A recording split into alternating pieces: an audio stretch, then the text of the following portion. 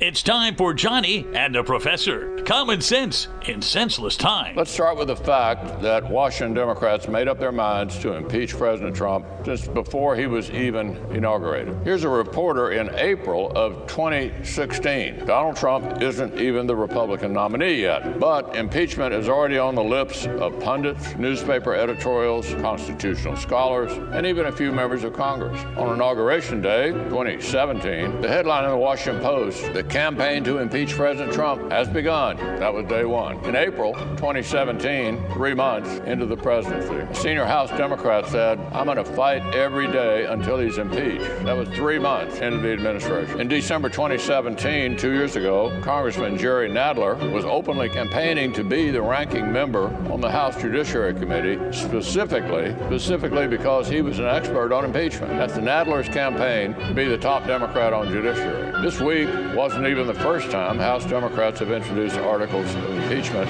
It was actually the 7th time. They started less than 6 months after the president was sworn in. They tried to impeach President Trump for being impolite to the press, for being mean to professional athletes, for changing President Obama's policy on transgender people in the military. All of these things were high crimes and misdemeanors, according to Democrats. And this wasn't just a few people.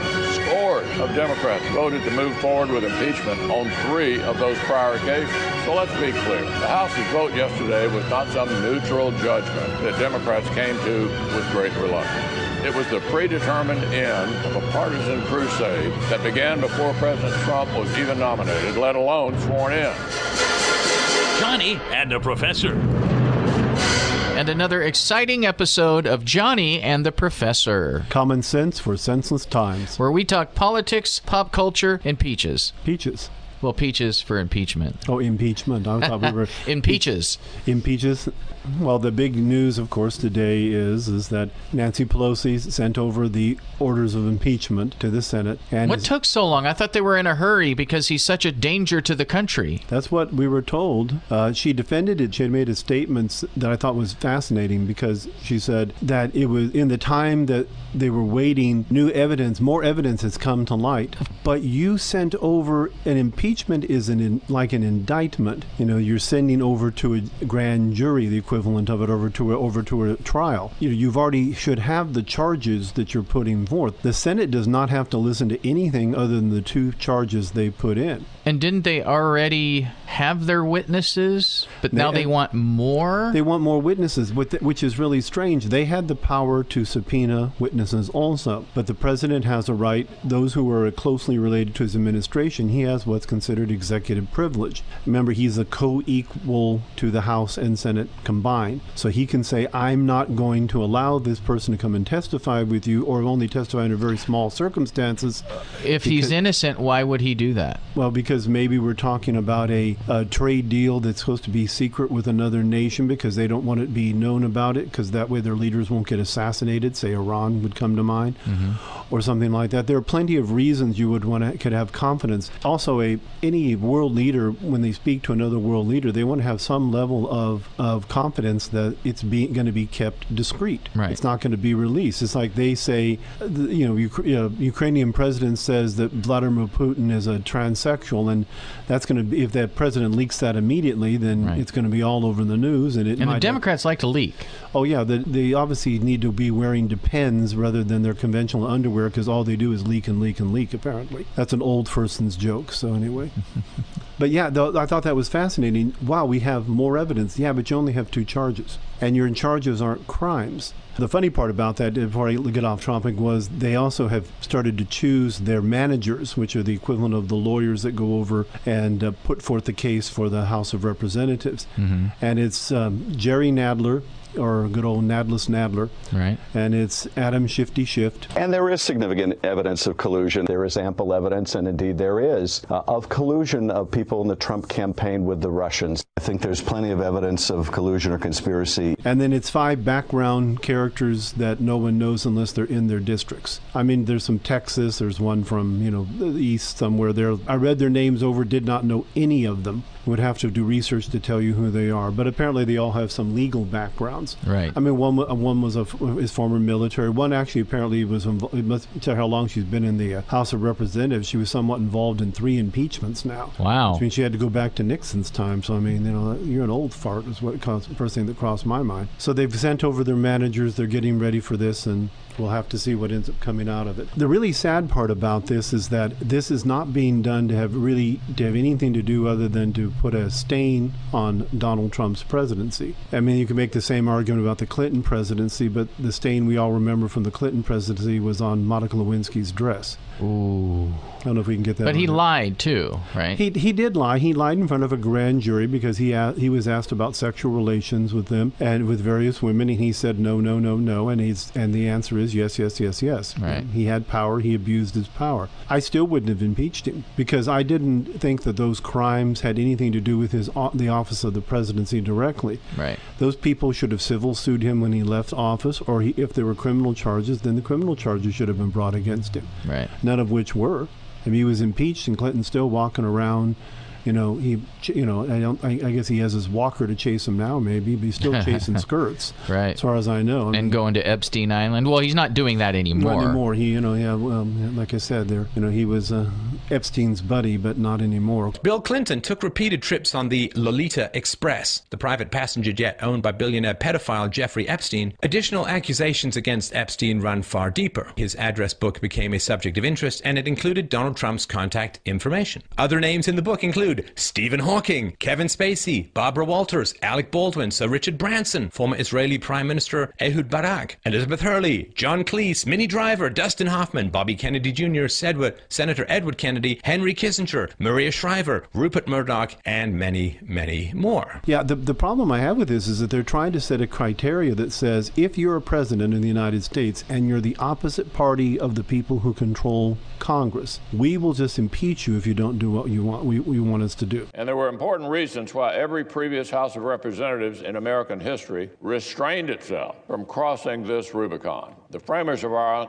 Constitution very specifically discussed this issue, whether the House should be able to impeach presidents just for, quote, maladministration. In other words, because the House simply thought the president had bad judgment or was doing a bad job. They talked about all this when they wrote the Constitution. The written records of our founders' debates show they specifically rejected this. They realized it would create a total dysfunction to set the bar for impeachment that low. James Madison himself explained that allowing impeachment on that basis would mean the president serves at the pleasure of the Congress instead of the pleasure of the American people. It would make the president a creature of Congress, not the head of a separate and equal branch. So there were powerful reasons, Mr. President, why Congress after Congress for 230 years required presidential impeachment to revolve around clear, recognizable crimes. Literally, obstruction of Congress and abuse of power, that can mean anything you want it to mean. It's a play to try to restrict the power of the presidency by the House of Representatives. The problem is okay, elections come around in November,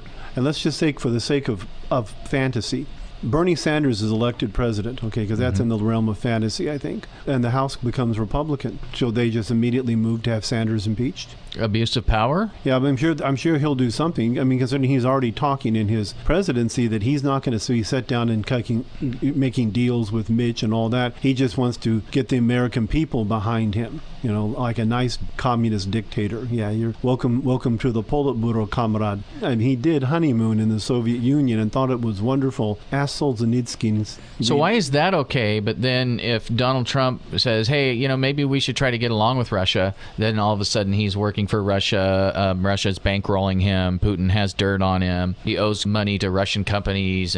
Well, the small reason would be because he's a Republican. The bigger reason is because he's an opposition and a factor of chaos toward the status quo in Washington. All these unelected people find themselves in a position where, their power could be threatened. it's not business as usual. The intelligence community working with the Congress for their own personal benefits. Is this the swamp trying to save themselves from being drained? That's what it is. I mean, it's the alligators in the swamp. I mean, Donald Trump has officially become Donald the Swamp, the alligator wrestler. Trump, because that's what he is doing. And I think it's really strange, because I think the reason he does it is because all his life he's had politicians coming and kissing his boots for money and all the deals. I mean, come on, he's a contractor. Everyone from an inspector to a mayor to city councilman are going to want to be lubricated and stroked in some way to get a building built in an area. I mean, he knows how corrupt these people are because he's had to deal with them his whole life. Probably half the people that voted for impeachment for him have probably gotten money from him sometime in the past. Right. Mitt Romney, who's been critical of Trump. He's what they call a rhino, Republican in name only. Mitt Romney in 2012. There are some things that you just can't imagine happening in your life. This is one of them. Being in Donald Trump's magnificent hotel and having his endorsement is a delight. I'm so honored and pleased to have his endorsement. Donald Trump has shown an extraordinary ability to understand how our economy works to create jobs for the American people. I spent my life in the private sector, not quite as successful as this guy, but successful nonetheless. Mitt Romney in 2016. Isn't Trump a huge business success, and doesn't he know what he's talking about? No, he isn't, and no, he doesn't. He inherited his business. He didn't create it. And whatever happened to Trump Airlines? How about Trump University? And then there's Trump Magazine and Trump Vodka and Trump Steaks and Trump Mortgage. A business genius. He is not. There may be people who can criticize Donald Trump for somewhat of a boost from his family fortunes early in life. Mitt Romney is not one of them. Mitt Romney's father was an American businessman, a Republican Party politician. He was chairman and president of American Motors Corporation. He was the 43rd governor of Michigan, and he was the U.S. Secretary of Housing and Urban Development up until the 70s. So the idea that Mitt Romney, who, got his movie star good looks, a huge amount of political expertise and money and education and wealth and fame from his father, then calling Donald Trump's success the result of nepotism and so on. Well, I mean, what you can see from Romney's current statements is that he went in and had a meeting with Donald Trump, and they had dinner, and he expected to come out of there Secretary of State, and Donald Trump said, I'm not going to hire you at all. He went in for a meeting, and he figured, I'm qualified. I've got connections. I've got nice hair. Right. I'm a conservative Republican, quote unquote. So you should hire me. And Trump said, nah. And he's only about 1/10 of what Donald Trump is. Right. I mean, he's rich, but Donald Trump is.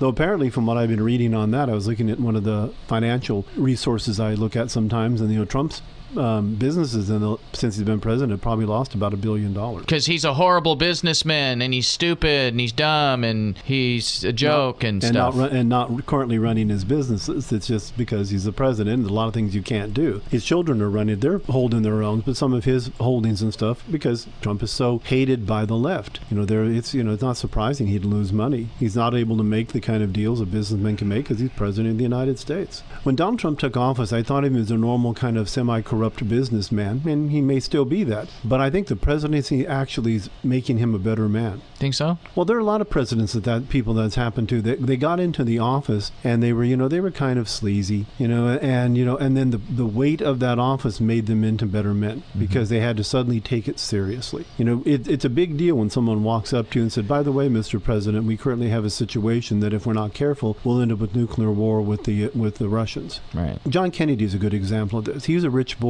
He ran around being charismatic. Before he became president, he really didn't do much other than kind of be a gadabout town, and he was in politics. And didn't Daddy pimp him out? He did too. The senior Kennedy made his money on bootlegging. But then he got into the office, and it seemed like suddenly you have the Cuban Missile Crisis happen. Right.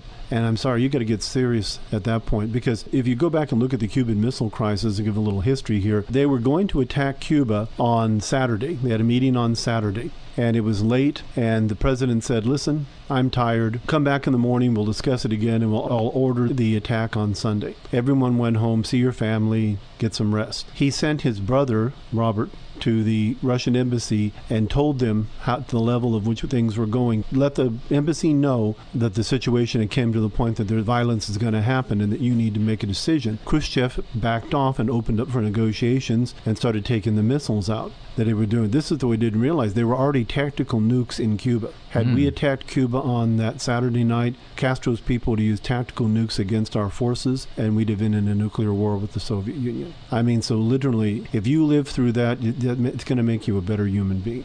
And I think John Kennedy, because of that, I think Kennedy's a good president because of the missile crisis, if nothing else. If he got that second term, he might have been a great president. Well, Trump's no Kennedy. Actually, they have a lot of the same policies. Kennedy was, low taxes. Kennedy was for trade restrictions. Kennedy doesn't fit. A Democrat of the 1960s doesn't fit in the modern Democratic Party because it's gone so far to the left into the socialist communist range. It'll be interesting to see once they choose a candidate. If Sanders ends up getting the nomination, I'm really going to love watching Sanders try to run back into the center lane. The center lane is 3,000 miles from where he is now. It's going to be a long run to get back. We'll have to see. If Sanders is the nominee, Trump will have him for breakfast. Think so? Sanders has nothing to run on. I'm Uncle Gimme. Free health care. Yeah, I'll give you free stuff, and then all you have to have with Bernie Sanders is, how are you going to pay for it? And he says, we'll tax the rich. I go, okay, you take all the money of the rich and you pay for 10% of what you're proposing. What are you going to do with the rest? You're going to lower the standard of rich? You're going to tax all Americans? Middle class? Everybody? You can't pay for his stuff. Right. It can't be done. You just have to say, we'll just take it on credit and run massively. Is it true that if you were to tax the rich, that evil 1%, 100%, it would still not pay for one of the entitlements that we've convinced ourselves that we're owed? Oh, by all means. I mean, our entitlements are 60% of our budget at this point. Most people think, for some reason, they say, who has a bigger budget? Does more money go to entitlements or go to the military? And in military is 10%, 9%, I believe. Entitlements are over 60%. I mean, you can't even remotely, when you talk about a $3 trillion budget, okay, well then almost $2 trillion of it is going to entitlements. I mean, 2 trillion would be technically 67%, 2/3. But, it's in closer to the ballpark of 2/3 than it is to a half. And yet, only less than 1/10 of it goes to defending our nation. And everything else is being paid for out of what's left. I mean, if you simply limited entitlements or restricted them in some ways, you could open up half or more of the budget. Who am I to, stop it? I mean, people want free stuff. Give me this, give me that. It's a weird thing that we've came into in our society today, and I will get a little philosophical here. Uh-oh. Yeah, well, it's a P word too. There's this idea of personal vanity to the point of narcissism in our society, that people think that their individual lives and abilities and things are so important that you can't even tell them, well, you're not a man. You're a woman. You weren't born with male genitalia. You don't have male DNA. Well, I want to be a man, but you're not. You're a woman. You can believe what you want in your head, but you don't have the right to say that it's all vanity to say, well, I want what I want, and it doesn't matter what the rest of the world wants. It's what's best for me, and that's what's best for the country. And those are the Bernie bros. I want this, I want that, I want this, I want that, except the whole country has to pay for it, and you're supposed to be part of the whole country working together for the betterment of all. And then you'll get your success from that. But gimme, gimme, gimme, gimme. I want. It's all about me. I'll get off my soapbox. Are you done yelling? Yeah. God, you're so full of hate. Yeah, I know. What can I say? I'm just a vicious, horrible creature, sorrowful being. That's me. Right. You're so full of hate with that anger and stuff. You sound so angry. I just love how they do that. They, you just say something and you say, God, you're so full of hate. And it's like, well, I was just talking. The weird part, it's not even a different opinion. There's a line from Cervantes from Don Quixote. Pancho, the little sidecook, says, I did not make this world. My eye only sees it as it is. I do have an idea of what it's going to take as a historian to make a better world. And in a lot of ways, we do live in a better world. I mean, since 2000, poverty rate worldwide is down about 1/3. I mean, more people are surviving and living. Diseases are being dealt with and controlled much more than they were in the last century. So, I mean, the world has become a much better place. But some of the same old problems are still there. But our IQs are dropping. It may be true. It may not be true. I think it depends on how you measure. I think our ignorance level is rising. Yeah. is what it is. That people, rather than having to look your information over carefully in books and do analysis and read it and cross-reference the things that make you actually sound smart and would make you look like you have a high IQ. I do think that we don't do that anymore. People have a lot of superficial information, but they don't actually know anything, and they waste their time on, technology has made us much more sedentary. It's made us much more ignorant. We just are willing to, all I need to do is read the headlines. Right. The headlines are all that I need. And I get news for you, that's not the way that life is. Life is joy and sorrow, and you do the best that you can. Right. Life has so much pain. Why would you not want to make it a better place if you can? So what's this mean with the impeachment stuff? Now, they've named their lawyers on the House side, right? Yeah, the managers, they call them. Yeah. Right. Now what? Mitch McConnell will have to put forth, once they get the official orders, he'll put forth the standards they're using in the House, in the Senate. The Senate has the sole power to try, but it doesn't. There's no restriction in the Constitution as to how that trial has to be run. They could probably, other than the Supreme Court justice, will sit as the judge of it, and then the jury is technically the Senate.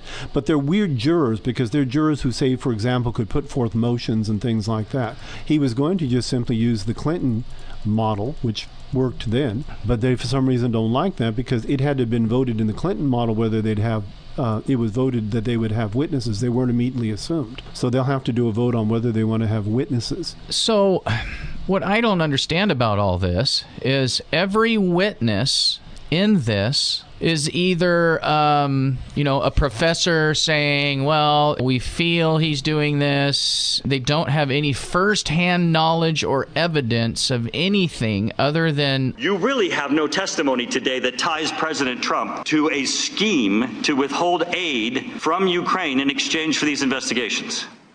Other than my own presumption. It's like you and I walk into the bank and I go, wow, this place has, look at the cameras. I didn't know they had those many cameras or whatever. It could have been a comment.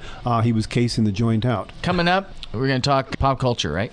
Sure. Remember that time the Democrats pushed to impeach Donald Trump after he weaponized the IRS to target conservatives because they were conservative? Oh, no, wait. That wasn't Donald Trump. That was Barack Obama, and Democrats never tried to impeach Obama for that. Remember that time the Democrats pushed to impeach Donald Trump after he promised Vladimir Putin and Russia that he would have more leverage with them after his re-election? Oh, no, wait. That wasn't Donald Trump. That was Barack Obama, and Democrats never tried to impeach Obama for that. Remember that time the Democrats pushed to impeach Donald Trump when he lied to the American people and lied to Congress about the Iran nuclear deal and then shipped billions of dollars in pallets of cash to Iran? Oh, no, wait. That wasn't Donald Trump. That was Barack Obama, and Democrats never tried to impeach Obama for that. Remember that time the Democrats pushed to impeach Donald Trump when Trump snooped on journalists, when he hacked the laptop of journalist Cheryl Atkinson over her reporting on the Fast and Furious gun running scandal, the same scandal that left an American Border Patrol agent and dozens, if not hundreds of Mexicans dead? Oh, no, wait. That wasn't Donald Trump. That was Barack Obama, and Democrats never tried to impeach Obama for that. Remember that time the Democrats pushed to impeach Donald Trump when he pushed the Ukraine to investigate the campaign manager of his political opponent, which resulted in the firing of the campaign manager? Oh, no, wait. That wasn't Donald Trump. That was Barack Obama, and Democrats never tried to impeach Obama for that. Remember that time the Democrats pushed to impeach Donald Trump after U.S. military veterans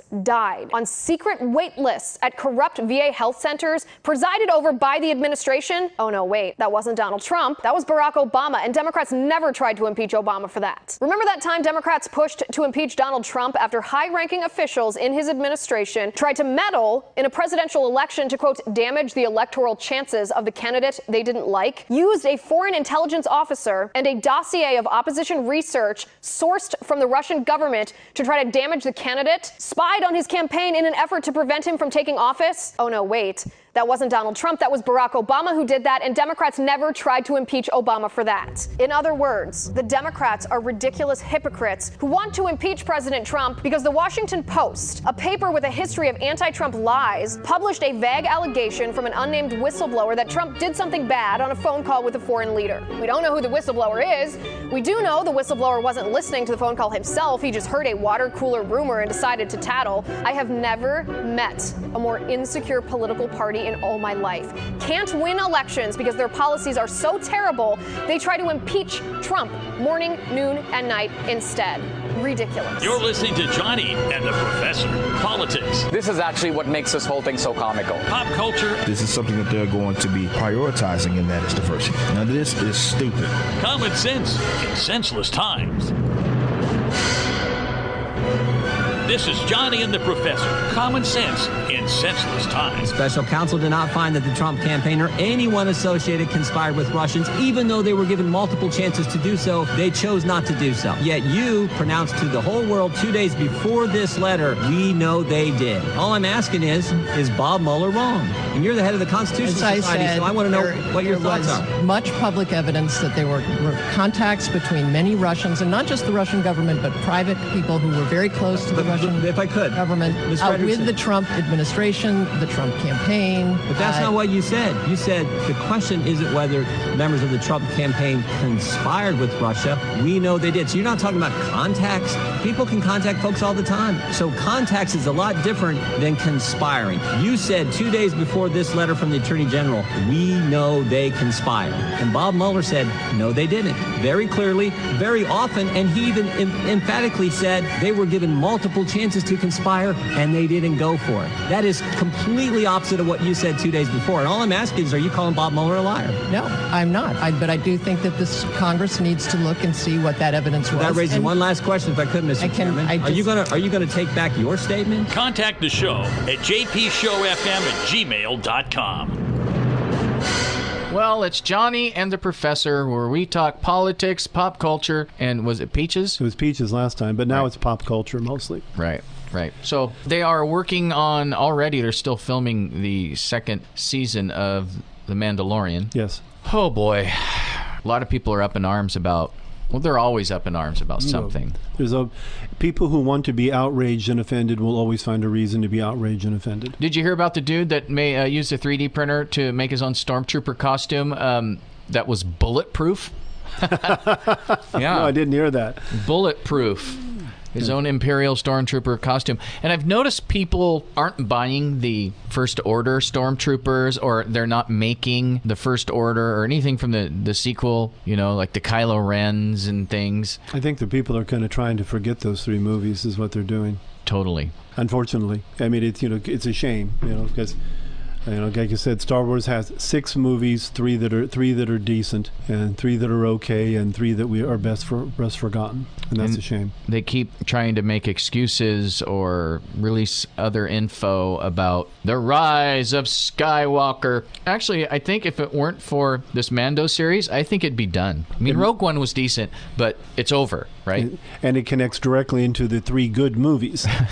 If it's like a prequel of the 3 good movies. Right. I think one of their problems in this is that they're making a huge mistake, is that, The Mandalorian almost was a mistake, because it says, okay, this is Star Wars that's interesting. This is Star Wars that isn't totally, PC nonsense. It isn't filled with Mary Sues. And there's not a Skywalker for those people that complain about Star Wars being about the Skywalkers, even though technically it is supposed to be about the Skywalkers, what the original movie set was about. Right. But yeah, it isn't in that. I mean, the worst you have is the Baby Yoda, which obviously isn't Baby Yoda. It's just one of Yoda's race. I was surprised. I did a little research on that because we talk about this stuff. It's never been revealed in their canon officially where Yoda's from. Right. And like I said, there was one female-looking one in the first 3 movies that looked like of Yoda's race. So at least he's not, the only one apparently. Favreau took advantage of that, obviously, when he wrote this story and said, we'll write something in canon about you because we're going to probably see Yoda's race, and they are probably all. If that baby's be able to manipulate the Force, they can probably all manipulate the Force. And I'm wondering, with the Obi-Wan series coming, and how in The Mandalorian he's supposed to go find Force users and reunite this Baby Yoda with Force users, I'm wondering if he's going to run into Obi-Wan on Tatooine looking for Force users. And I wonder if that's going to tie into the Obi-Wan series. It could. I mean, because it makes sense that he would be, that there isn't that many Jedis left. So, I mean, obviously, if he gets any rumors about wizards, That's what he's saying. A group of sorcerers that were my enemies, and yet what do they call Ben? That crazy old, even his friend, that crazy old wizard doesn't know anything about it because he's obviously still has some of a wizard rep. What I don't understand, as vital as Force users were, or Jedi were, and the Force, and how public it was, it only took, 30 years for people to forget Jedis were called Jedis and they were Force users, especially with the battles that they had in the first trilogy. Even some of the, like the Clone Wars and things, when they're talking about the Purge and the Mando Purge and things like that, is canon, apparently, I'm told. And Rebels, that I never watched Clone Wars or the animated stuff. The cartoons I never watched, but it's my understanding that those series those things are part of canon. Yeah, Rebels and Clone Wars are part of the canon of Star Wars. And just that people would forget, like a Mandalorian would forget, this race or this creed of entity. The Mandalorians would forget that Jedis were called Jedis, the Force was called the Force, and that they all of a sudden didn't know what it was. Well, I would think the only... Does that make sense? If I agree with you. Let's see if I can come up with devil's advocate reasons why that would work. Okay. It's a big galaxy. People on the extremes, from the Mandalorian series, I got the impression we're kind of on the edge of the galaxy, whereas you look at Coruscant is actually fairly close to the galactic core. Right. So, I mean, it's hundreds of millions of light years difference. Now, granted, they jump around with hyperspace and indeterminate amount of how long it takes to get from point A to B. And how important were the Jedi to the galaxy? And well, see, I guess it would be is that if you're on Tatooine, a Jedi might have come to your planet, or a couple of Jedis, maybe, again, 50 years ago during the time of the Clone War type of thing or whatever. Maybe one came to the planet back then, but if it's 50 years since you've seen a Jedi, then they become a story. I have 20,000 Republic Dactaris. Republic credits? Republic credits are no good out here. I need something more real. I don't have anything else, but credits will do fine. No, they won't. Credits will do fine. No, they won't. What, you think you're some kind of Jedi waving your hand around like that? I'm a Toydarian. My tricks don't work on me. Only money.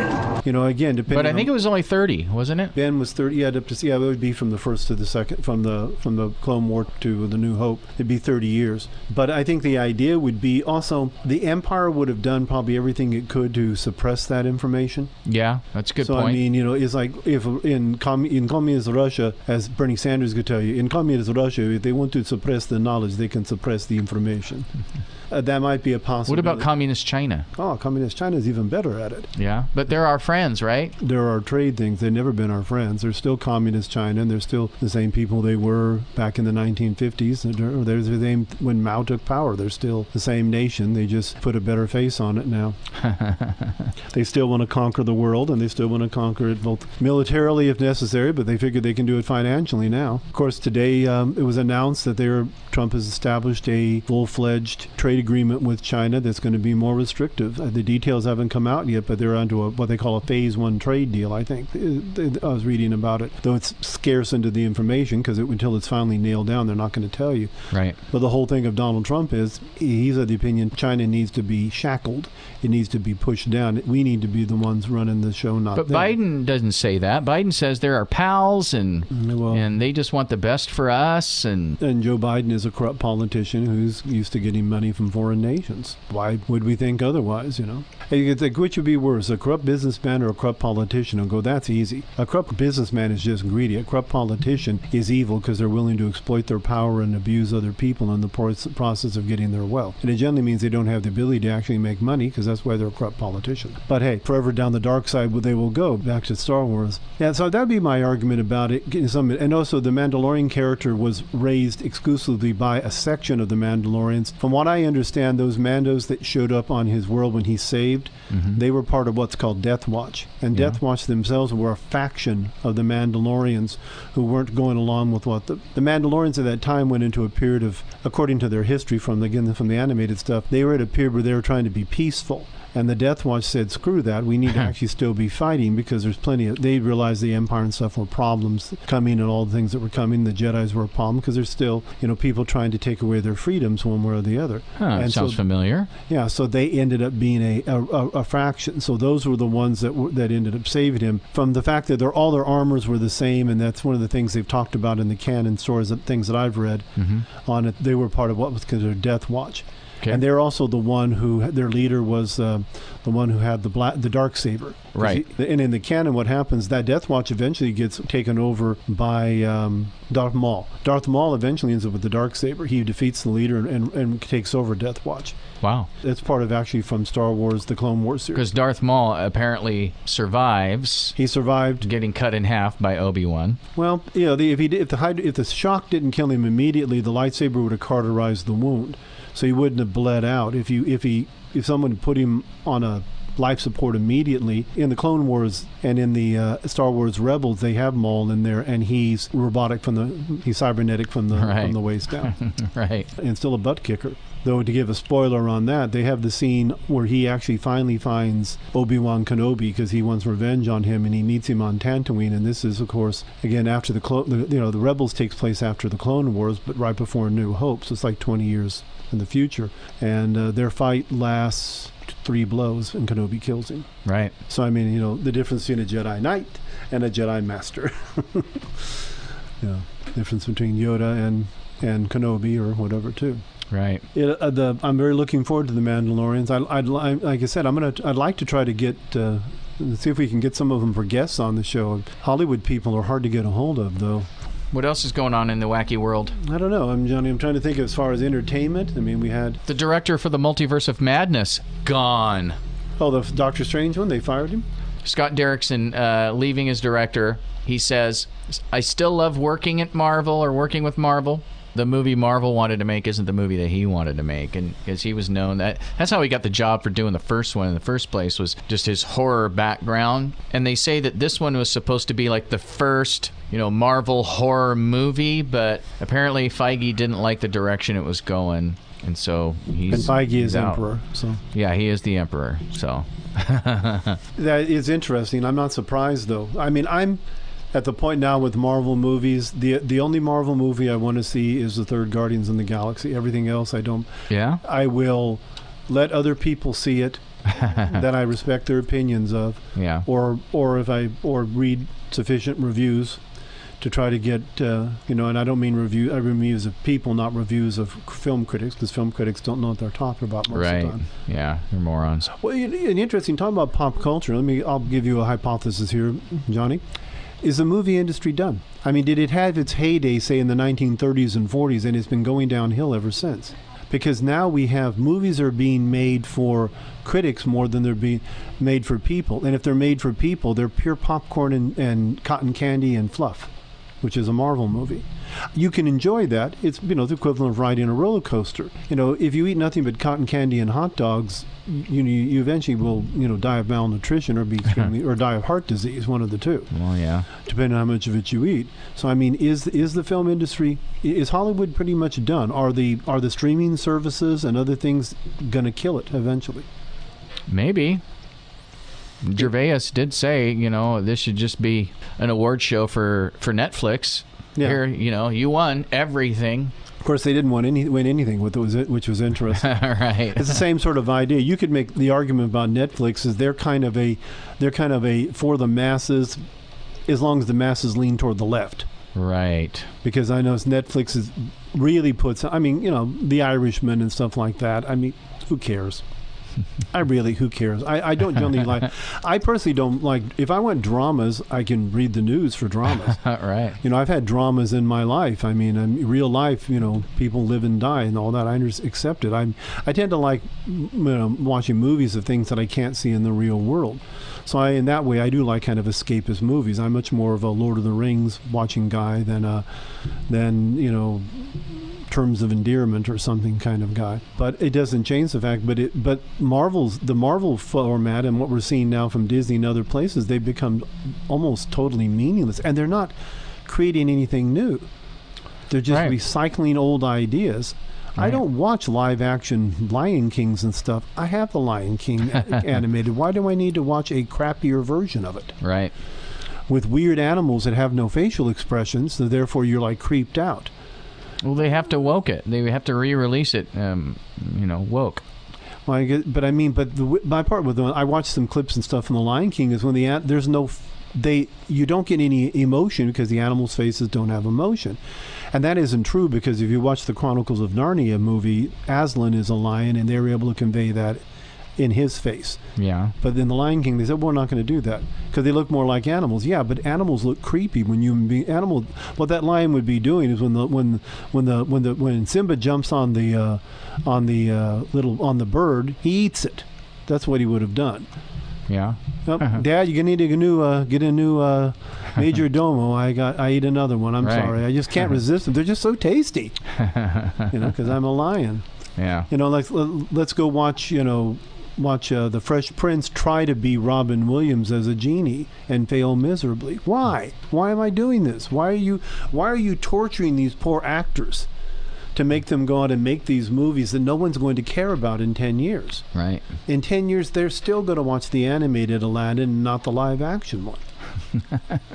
So, is the industry just flailing at this point? It's making movies for itself and for its elite and for the critics, and then it's making fast food, low-calorie stuff, for everybody else to get their budgets in, mostly to sell to China, of course. It kind of seems like it. Apple roared into the TV game with a morning show, a superb drama, a superb drama about the importance of dignity and doing the right thing, made by a company that runs sweatshops in China. So, you say you're woke, but the companies you work for, unbelievable. Apple, Amazon, Disney. If ISIS started a streaming service, you'd call your agent, wouldn't you? So they attack him. They attacked him for that. Well, actually, it's too bad, because most Hollywood actresses these days, I watch them on the screen and go, it'd be better if they had to wear a burqa. Yeah. Because you wouldn't see what a crappy actress they actually are if you couldn't see their facial expression and body language. Right. Matter of fact, they should put a lot of the men in burqas too. Just, everything being done by puppets. And that may be happening in the future. Eventually, it's going to be all voice work and CGI action people. Kristen Stewart was in another bomb. Besides the Charlie's Angels that nobody wanted. By making a movie that wasn't... The show was weak and silly, but pretty, but weak and silly. And now, so we're going to make movies about it that are even worse. Yeah. So what's the new movement that's a bomb? Underwater. That's a good description for most movies these days. Yeah, They're all called Underwater. That's at 52% at Rotten Tomatoes. Charlie's Angels is at 51%. I think I saw previews for that. It's kind of like a horror sci-fi-ish leaning sort of thing. Some underwater people having to move in a underwater base or something. Yeah, something like that. 7 miles below the ocean surface, something has awakened. Obviously not the Force, so... And obviously not the interest of the people who want to go see it. Right. Is the Rotten Tomatoes score people or critics? Ever since Captain Marvel, they've removed some of the things that you can't see anymore, like, because they wanted that one to do good, and it didn't. It did great sales-wise, but feedback-wise, it did horribly. So they're like, oh, we got to do something here. Let's remove the comment section. Let's remove this to where they can only see. I saw that movie, and the movie was a piece of crap. And also, I think we may have covered this in the past, but I don't remember what movie it was, but no matter where it was still at like 82%. No matter how many people had voted, it was still at an even 82%. Do you remember what we were talking about? I don't remember, but it's probably a Marvel movie. That would be the one, because it's a Marvel movie or a Star Wars movie. Those are the ones they pad the box office for. Right. That's what it comes down to, is no one's going to want to... Captain Marvel's thing is really simple. I'm absolutely sure, because this movie could not have done as well as it couldn't have done as well in China, because it's a female lead in China. The Chinese people don't have, they're a very male-dominated culture. So she can't be that interesting of a character. So I always figured this has got to be, they had to cook the books on this one. Right. What, Disney cooked the books? Disney lie and try to make it more money? Yeah, weren't they caught doing that? Yeah, in their theme parks and too. So it's like, okay, we've identified what you are. We're just now arguing over the price you're willing to do it for. So whatever. Yeah, I don't see a lot of future. Here we are after the fall of Skywalker, and Disney Star Wars is in its spin cycle, and apparently so is Jar Jar Abrams and Bad Reboot. I don't want to talk about the plot of the fall of Skywalker because it didn't have one. The Disney Star Wars trilogy didn't have a plan. There's no story there. It went out to sell toys, and all it did was kill the biggest franchise of all time. And we are well into the subset of the culture war that is the pop culture war, and we're starting to see these giant corporations reaping what they have sown. They have arrived at what we all like to call a reckoning, and that is crossing your fandom, lying to your fandom. Now, there are little white lies you can tell about production, which are perfectly fine, but the entire Disney Star Wars trilogy was based on a lie. The lie that Han, Luke, and Leia would be together on screen, getting into adventures together, but that never happened. Disney Star Wars decided to spread it out, as you all know, and Jar Jar Abrams was behind that decision. The last time I checked, Jar Jar Abrams was one of the co-writers and directors of The Force Awakens, the film that didn't have Luke Skywalker saying a single word and not showing up until the last 30 seconds. Also, Jar Jar Abrams was the man who didn't build up any of these characters, didn't provide any context, and handed Rian Johnson a blank canvas. And like it or not, Jar Jar Abrams was complicit with Kathleen Kennedy by wanting to put identity politics in our timeless little tale. Yeah, The Rise of Skywalker, it's one of the best forgotten. I never liked Palpatine anyway. I mean, even in Star Wars, I always thought everyone knows Vader's the villain. He's got the theme, the Emperor's theme. Who cares? Can you hum the Emperor's theme out of Star Wars? No, but dun, dun, dun, dun, dun, dun. Everyone knows Darth Vader's theme. Right. So who's the great villain? I am the Force, and I will strike me down, and I will be, whatever. Like I said, I thought Vader's the better villain in the original trilogy, and in this one is like you're trying to take what I considered a fairly weak character, and now you're making him even worse. You're known by your enemies, and his enemy is Rey, and Rey is like, who cares? Well, then who cares about Palpatine? But she saved the day. Well, it's amazing what you can do when you don't have to actually earn it. You just have the writers, the gods. It's Deus Ex Machina, a god from the machine. The writers just put into it whatever the person needs to win without even hiding the fact that the gods are doing it. It's the writers saving the characters rather than the characters saving themselves in the story. The Mandalorian, you get the feeling that's what Favreau did. The Mandalorian character, you look at it and go, you may assume he's not going to die, but when he gets blown up at one point and everything, and then he's hurt and all that, you begin to seriously wonder, okay, where's he going? Is he going to kill this character off, and they'll have a different Mandalorian? You never thought that with Rey's character. They killed her in the end, and then come back, and Kylo runs and yells, "Cleared!" Zap! Right. And then brings her back to life, and then he... Yeah, the force healing, a lot of people are having a problem with, Well, there is, in the past, there's precedence of it. It actually was introduced in the Clone Wars and in... right, but not like this, right? It's much more restricted in what that they did. Like I said, when the Baby Yoda does it on a couple of occasions, both of them are bad situations, but they're not. The person's not dead. You're not bringing them back to life. You're healing an injury. Right. You're using the force to strengthen their personal force, so they heal the injury. Is the idea of it.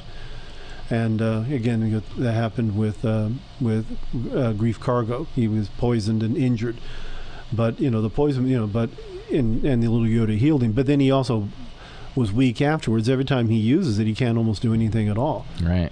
Depending on which is the way it should be. If you're going to have some ability, for a good writer says, if you're going to have some ability that is, godly, healing, then you better have a cost for it, so that you can't just, they can't just walk through the battlefield and heal everybody as they go, and no one can die. Well, that's going to do it for this episode. How can they find us? Always send email to us at jpshowfm@gmail.com. We have our YouTube channel, which is Johnny and the Professor. Do a search for it, and you'll find us. Put it in parentheses, it's easier. And I post all the shows there, generally a few days after they've been up. And then, of course, I have my normal YouTube channel, which is Arena of History, and I write for the Senior Sunset Times. This has been Johnny and the Professor. Politics. This is actually what makes this whole thing so comical. Pop culture. This is something that they're going to be prioritizing, and that is diversity. Now, this is stupid. Common sense in senseless times.